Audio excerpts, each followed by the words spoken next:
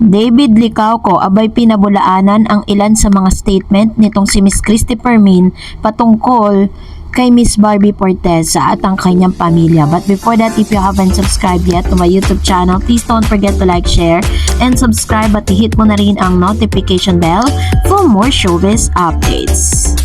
Of course, bago tayo magpatuloy sa ating updates for today's video, nais ko po muna of course magpasalamat sa lahat ng mga legit viewers, subscribers at ang lahat ng mga legit na nagmamahal, sumusubaybay sa mga updates po natin. Maraming salamat po sa inyong panonood. Thank you so much. Matapos nga ang mga hiwalayan ni David Licauco or ni Mr. Jack Roberto and Barbie Forteza, isa sa hinihinalang dahilan nito ay ang mabutihan di umano nitong si Miss Barbie Forteza dito po kay Mr. David Licauco. Meron din mga lumitaw na mga balita na kung saan ito raw di umanong si Barbie ay hindi raw magugustuhan ng pamilya ni David Licauco, na bagay na naging usap-usapan po sa isang social media site at isang social media platform channel dito sa YouTube ni Miss Christy Permin. Ito po ay talaga namang lumikha ng ingay sa social media dahil po sa mga binitawan nitong salita. So panoorin natin ang video update na ito. Ay hindi matatanggap ng pamilya ni David Licauco dahil hindi raw tanggap ng Chinese family ang isang Pilipinang tulad ni Barbie. Tahasan ngang sinabi ni Miss Christy Permin na never daw di umanong magugustuhan si Barbie Forteza ng pamilya ni Mr. David Licauco. Para lang po sa kaunawaan po ninyo, no, at para lang po bigyan kayo ng linaw, si Mr. David Licauco na talagang ang totoong pangalan ay David Alexander C. Licauco at siya po ipinanganak noong June 15, 1994. Isa po siyang Filipino actor, model, and businessman, and he is also known for portraying Malik for GMA television drama Mulawin vs. Ravenna, Fidel de los Reyes Maglipol sa Maria Clara at Ibarra, at Karding naman sa Maging Sino Ka Man, at Hiroshi Tanaka ng Pulang Araw na napanood po sa GMA Network at sa Netflix. Siya po ay siya po ay anak ni na Jolan Alexander Licauco and Eden C. Licauco with Chinese-Filipino ancestry, which means si Mr. David Licauco po is hindi po siya pure Chinese, no?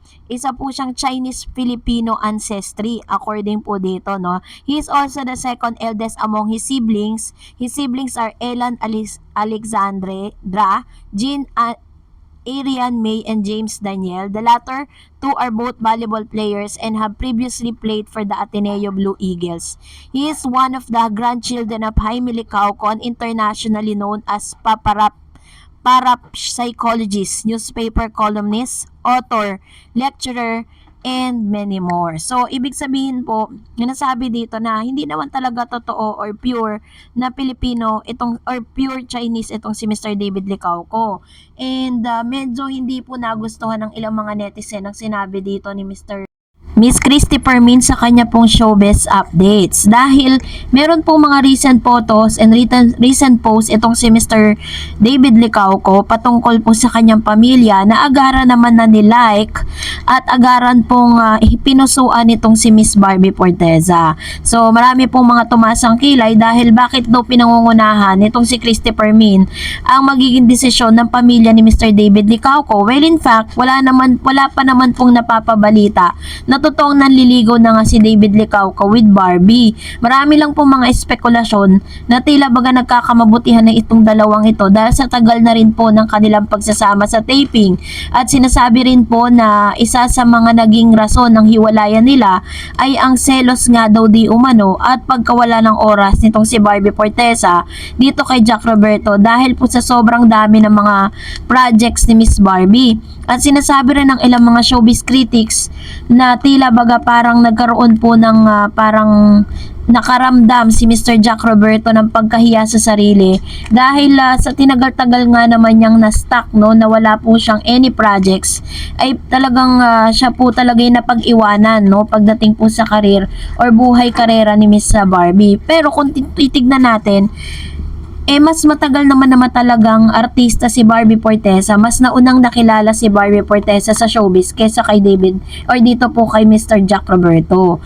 Artista na si Miss Barbie, maalagwa na po yung kanyang karera, pero still hindi pa po kilalang ganun si Mr. Jack, no? Mas nakilala kasi siya ng todo nung naging sila po ni Miss Barbie Fortesa.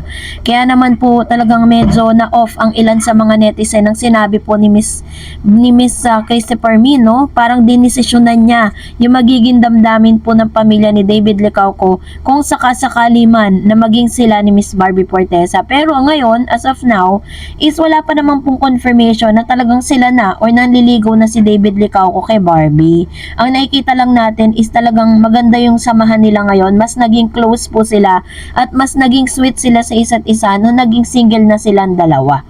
So, kaya naman, maging fair po tayo, no? Huwag tayo masyadong agad-agad mag-judge. At dahil dyan, magbasa tayo ng mga komento ninyo. Sabi ni Francisco Reyes, Chris Aquino nga, Chinese Pinoy naman ang mga kinakasama.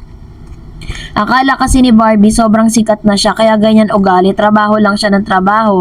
Wala siyang respeto kay Jack, Destiny.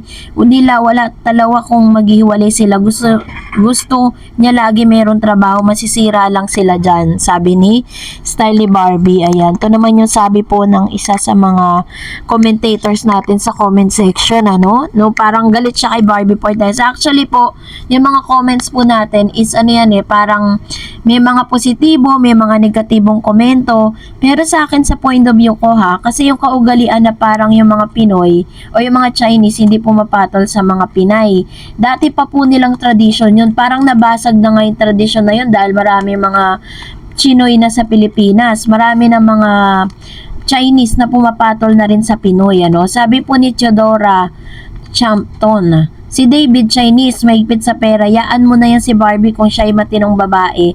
Meron siyang boyfriend bakit ganun siya makadikit kay David? Talo pang mag-boyfriend. Kahit sinong karelasyon, magsiselos, napakabait na namang motibo sa lalaki. So, grab na lalaki yan kasi walang mawawala sa kanya. Saka nakailang boyfriend na rin si Barbie, ano pala expected nyo? Di pag umayaw gusto magpalit, artista yan, masanay na kayo. Sabi ni Theodora Hampton. Ayan, to naman yung kanyang komento with regards to this.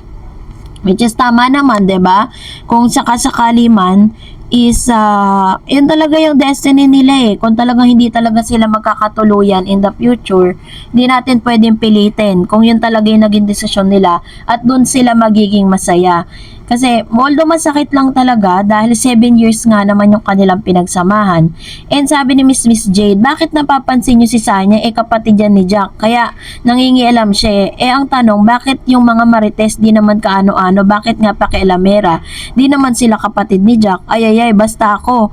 Echonin. Anong Echonin? So, tama naman, di ba? Kung yun kapatid po ni Jack, may karapatang mangingialam. Tayo pa kayang mga nakikimarites lang sa buhay nila, di ba? So, hayaan na natin sila dahil kung ano man po yung mga ibinalita ni Sanya Lopez dun sa kanyang kapatid, I think kung may isip naman si Jack, di naman niya susundin yun, di ba? At the same time, sila pa rin naman na magde-decide for that. Sabi ni Miss Mary Florendo, sobrang pogi mo, marami magkakagusto sa'yo.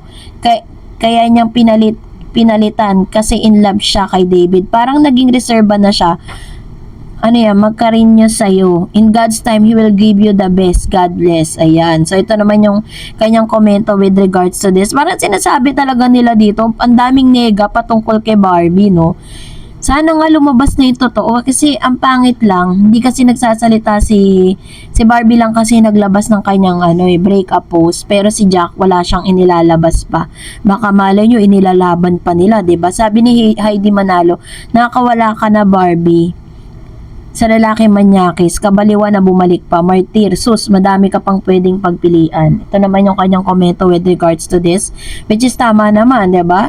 She has all the choice. And sabi ni Miss Ria Lagman, akala ko ako lang ang nakakapansin na masyadong madikit si Barbie kay David. Yung ibang love team di naman ganon kadikit ang ibang babae sa lalaki, lalo na may boyfriend si Barbie. Ibig sabihin nun, type ni Barbie si David. Si David, di ako sigurado kung may feeling si David kay Barbie. Ang dry niya parang napipilitan kang itong maging malambing. Kung ligawan man si David si Barbie. Maybe for the sake of love team nila, kailangan ligawan at i-girlfriend ni David si Barbie kasi dun ang gusto ng fans. Opinion ko lang to, wag ninyo okay babash please. Respect all other comments naman. Ayan, ito naman yung kanyang opinion na ang kanya namang obserbasyon na baka daw napipilitan lang si David Licauco na maging malambing, maging okay kay Barbie kasi nga ano sila, parang method actors, no, na dapat ipakita nila sa publiko that they are really sweet, that they are really in love para at least makuha nila yung kalooban ng mga fans. Yun naman yung sinasabi niya. Well, in fact, kung sino man po yung nakakaalam niyan, walang iba yung kundi si Barbie lang at saka si Mr. David Licauco. Sila lang po nakakaalam niyan kung ano na ba talagang real score between them. Kasi hindi natin pwedeng pangunahan yung mga nararamdaman nila kasi pakiramdam nila yan eh. Sila ang nakakaalam niyan, 'di ba? So tayo po yung nakikichismis lang. Well, kung nagustuhan mo ang video na ito, huwag mo kalimutang mag-like, mag-share, at mag-subscribe, at i-follow mo na rin ang aking Facebook page, DarEds TV. And also, I have my TikTok account, which is DarEds TV. Pwede nyo rin po akong i-follow doon. Thank you for watching, guys. God bless everyone!